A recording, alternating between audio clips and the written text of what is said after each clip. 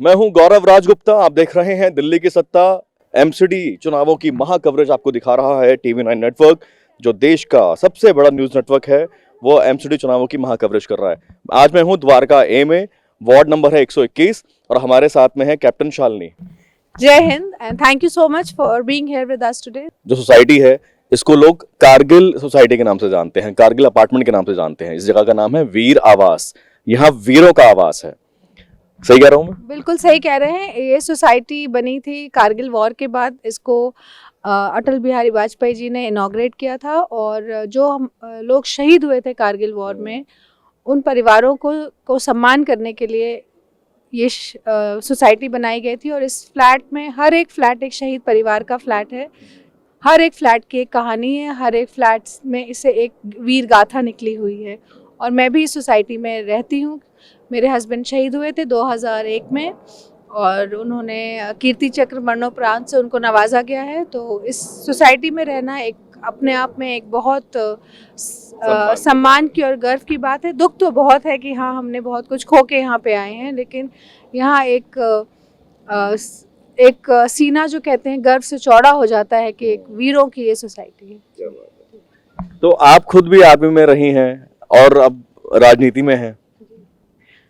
मैं मेरे हस्बैंड के शहीद होने के बाद मैंने फ़ौज ज्वाइन की और 5-5.5 साल में फ़ौज में रही और उसके बाद मैंने कॉरपोरेट में जॉब किया। लेकिन हमेशा समाज सेवा से बहुत रुझान रहा है मेरा। मैंने आर्मी में रहते हुए, क्योंकि खुद मैं एक वॉर विडो हुई, वीर नारी कहलाने लगी, तो लगा कि और भी ऐसी कई शहीदों की बीवियां हैं, उनके परिवार है जिनकी मैं मदद कर सकती हूँ। तो आपकी सेना, आपकी तैयारी ये भी वॉर लेवल पे है? हाँ, तो जो सेना है, एक तो वो सेना कभी थकती नहीं है और सेना कभी रुकती नहीं है और सेना हमेशा तैयार रहती है, क्योंकि लड़ाई कभी भी हो सकती है, हमला कभी भी हो सकता है और जीत निश्चित पक्की सेना की ही होती है। तो इसलिए हम 24 घंटे तैयार रहते हैं। और आपने हमला की भी बात भी की। बता दूं कि मटियाला विधानसभा है जहां पे आम आदमी पार्टी के जो विधायक है उन पर भी हमला हो गया। जी, देखिए, बहुत निंदनीय घटना है वो और बहुत गिरे हुए स्तर की घटना है जो भी ये की गई है।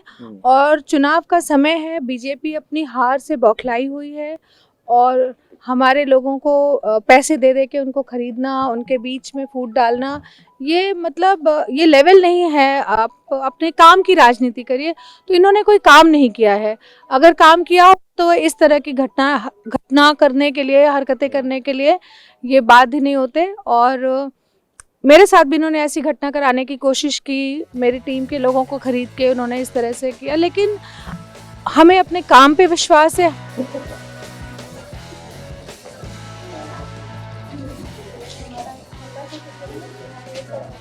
जो लगी हुई है, अच्छा, सुबह से लगे हैं सब लोग हमारे। तो फौज में क्या बोलते हैं इसको? मेस बोलते हैं ना? मेस बोलते हैं। ये हमारा सिविल मेस है। हाँ, सिविल मेस है। पॉलिटिकल मेस है। कितने लोगों की टीम है जो पूरे दिन रात जो आपकी लगी हुई है?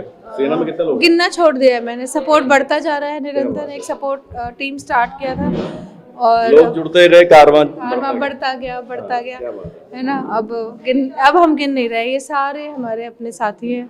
रोज टीम बढ़ती जा रही है, रोज आते जा रहे हैं लोग। बहुत सपोर्ट है जनता का। डोर टू डोर कर रही हूँ, पब्लिक मीटिंग कर रही हूँ। सबसे अच्छे कि लोग पहचान रहे हैं मुझे। कोई ये नहीं कह रहा है कि आप कौन हैं, हमने तो आपको कभी देखा नहीं है।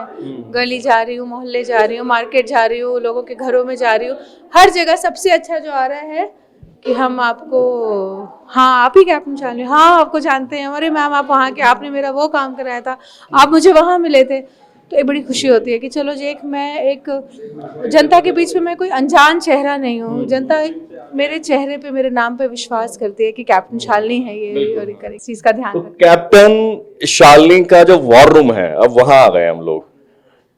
जी, ये हमारा छोटा सा एक वॉर रूम है। आपके वॉर रूम में अगर पूछूं आपके जवानों से, हाउस द जोश, हाउस द जोश,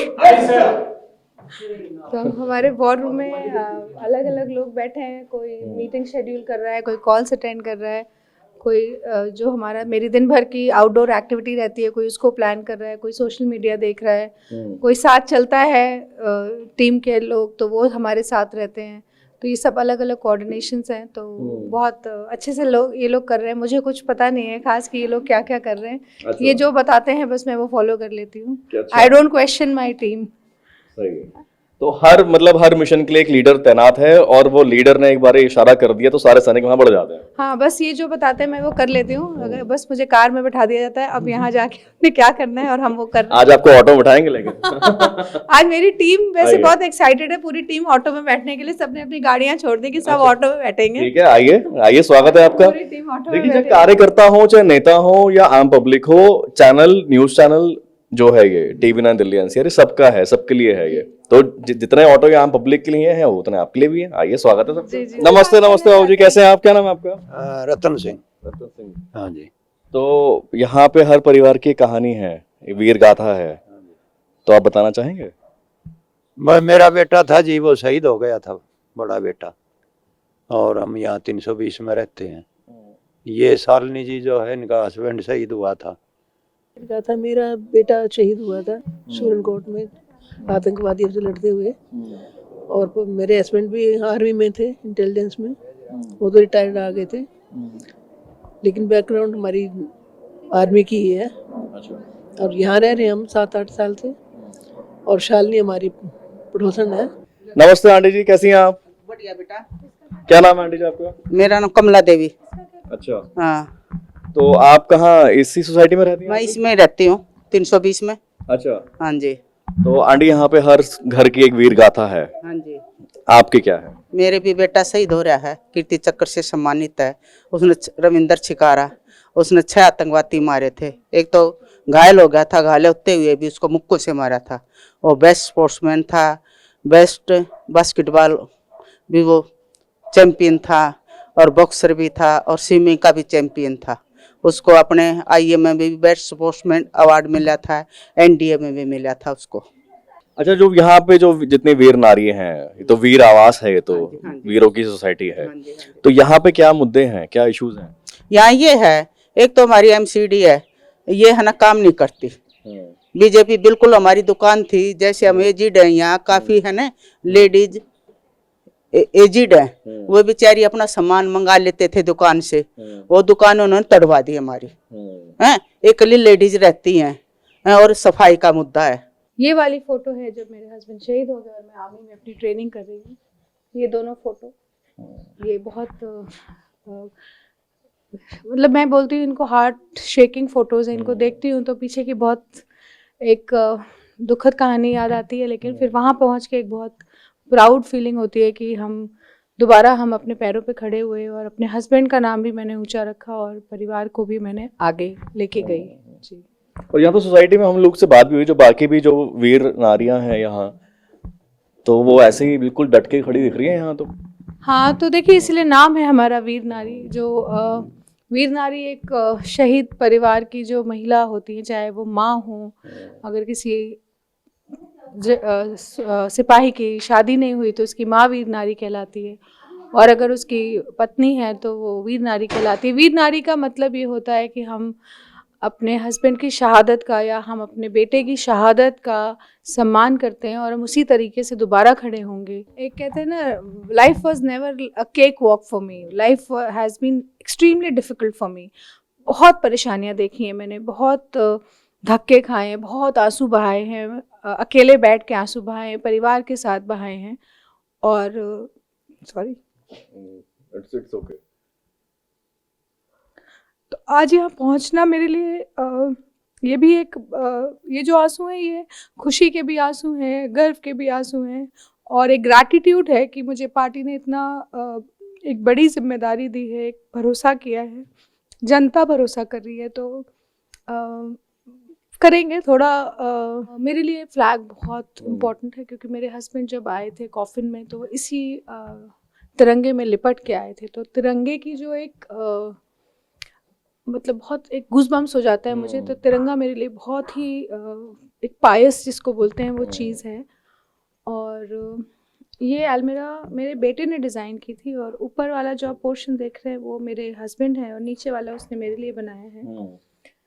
तो ये मेरे हस्बैंड की यूनिफॉर्म है, ये उनके मेडल्स हैं जो उन्होंने एनडीए में। आपको मैं ये ज़रूर दिखाना चाहूँगी, ये एक घड़ी है जो आप शायद अगर कवर करना चाहिए, टूटी हुई घड़ी है। तो जब मेरे हस्बैंड उस एनकाउंटर में थे तो उन्होंने यही घड़ी पहन रखी थी।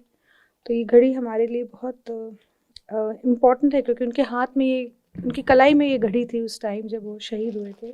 और ये आप मुझे यूनिफॉर्म में देख रहे हैं, मेरे हस्बैंड की डेथ को 1 साल हुआ था और इस 1 साल में लाइफ बहुत गुलाटियाँ मारते हुए मैंने बहुत मुश्किल से फ़ौज को ज्वाइन किया था, ट्रेनिंग करके। एक साधारण महिला से, एक घरेलू महिला से, एक 2 साल के बच्चे की माँ होने से, एक फ़ौज में का यूनिफॉर्म पहन के एपीजे अब्दुल कलाम जी के सामने खड़े होकर अपने हस्बैंड का मेडल लेना, बस आप लोगों की ब्लेसिंग से मिसेस इंडिया 2017 का ताज मुझे पहनाया गया। तो ये बहुत प्रेशियस है मेरे लिए, मतलब बहुत मज़ा आता है इसको देख के कि मुझे एक ब्यूटी क्वीन जब कहते हैं तो मैंने कहा चलो ठीक है, अब ब्यूटी क्वीन भी हूँ मैं। ये ब्यूटी क्वीन वो भी है जैसे बंदूक चलाना भी आता है। चलिए अब आपके वॉर क्राई के साथ में चला जाए। हाँ जी, बिल्कुल बिल्कुल। तो जैसा मैंने आपको बताया कि मैं ऑर्डिनेंस कोर में थी, जिसको हिंदी में आयुध कोर कहते थे।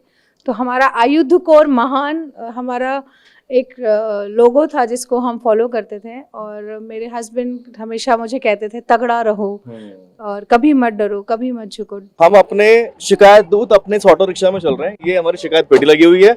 अच्छा। जो आपके आम लोगों की जो समस्याएं होती हैं, जो शिकायतें होती हैं, सुझाव होते हैं, वो उसमें लोग डाल देते हैं। शिकायत पत्रिका है हमारी एक, और उसके बाद जो हम लीडर्स हम लोग के पास होते हैं, उनके पास, प्रशासन के पास, वो शिकायतों को पहुंचा के समाधान ढूंढते हैं। अच्छा। तो आपके इलाके में क्या समस्याएं हैं, क्या शिकायतें आती हैं?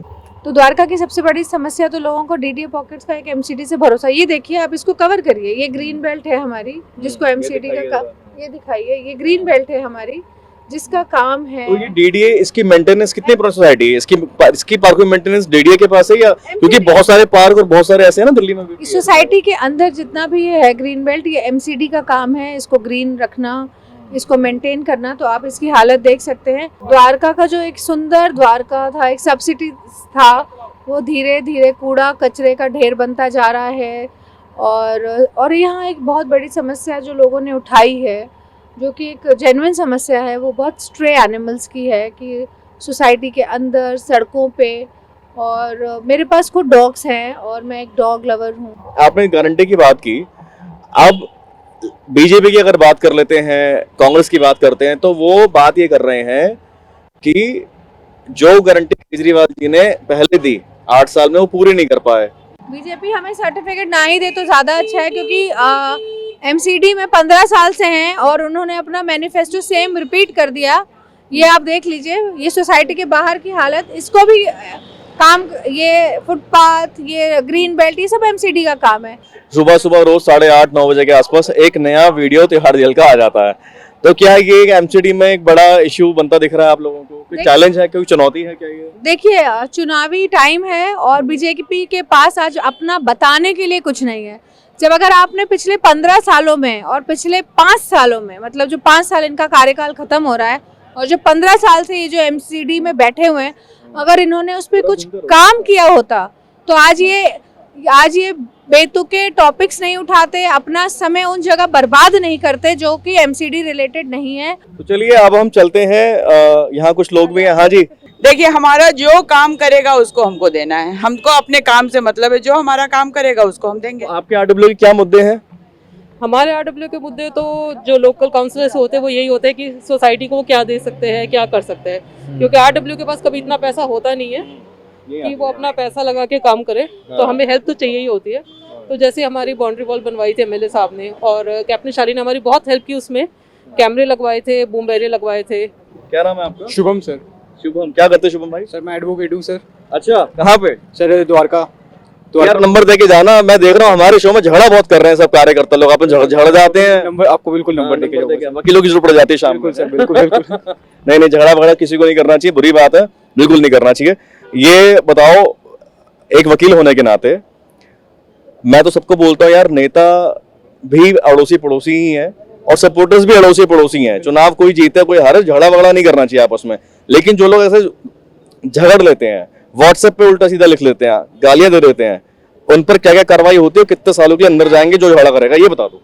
सर हेट स्पीच फैलाएंगे, अगर किसी को प्रोवोक कर रहे हैं आप, किसी की इमेज को खराब कर रहे हैं आप, 3 to 4 years के लिए अंदर चले जाएंगे, क्रिमिनल प्रोसीडिंग्स होगी। आफ्टर ऑल उनकी भी तो इमेज खराब होगी ना, आप किसी की इमेज को हैम्पर कर रहे हैं, after all you are getting your image also hamper ना, फिर आप प्रोसीडिंग्स में जाएंगे तो आपकी इमेज और जो लोग झगड़ा कर लेते हैं आपस में, उन पर क्या पुलिस एक्शन ले सकती है? सब police will take them in custody, फिर criminal cases will go on and after all image family की तो गई, रिन्यू हो ही गई ना सर।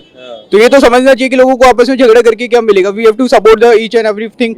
ये लोग भी हमारी बेनिफिट और हमारी बेटरमेंट के लिए ही तो फाइट कर रहे हैं sir. After all we are, मतभेद हो मनभेद ना हो, मैं तो ये बोलता हूँ। आपने पॉइंट्स रखे हैं आप। सर ये लड़ाई एक तरफ है, वही जैसे आपने कहा मतभेद एक तरफ मनभेद एक तरफ, तो दे आर कॉम्पिटिटर्स, तो they will do such things in this competition, but otherwise that they are just like citizens. Yes, they common are people. all common Yes, people. yes. So they are doing something for the society, and ma'am is also a very good person. मेरा नाम राजेश हुड्डा है, मैं विजय वीर आवास में रहता हूँ। मैं कारगिल लड़ाई में इंजर्ड हुआ था, मेरे घुटने में और शोल्डर में गोलियां लगी थी। अच्छा। और मैं इधर ही रहता हूँ, और कैप्टन शालिनी के हस्बैंड को भी अच्छे से जानता हूँ मैं, जरावनीश को। उसने हमारे देश के लिए काफी कुछ बलिदान किया है, इस वजह से हम कैप्टन शालिनी से जुड़े हुए थे। ठीक है कैप्टन शालिनी, आपसे जल्द मुलाकात होगी, आपको शुभकामनाएं, अच्छे से चुनाव लड़िए। चलते हैं कुछ और प्रत्याशियों से बात भी करने। भारत माता की भारत माता की जय वंदे मातरम। दिल्ली एनसीआर की हर छोटी बड़ी खबर जानने के लिए सब्सक्राइब करें अपना पसंदीदा चैनल TV9 दिल्ली एनसीआर।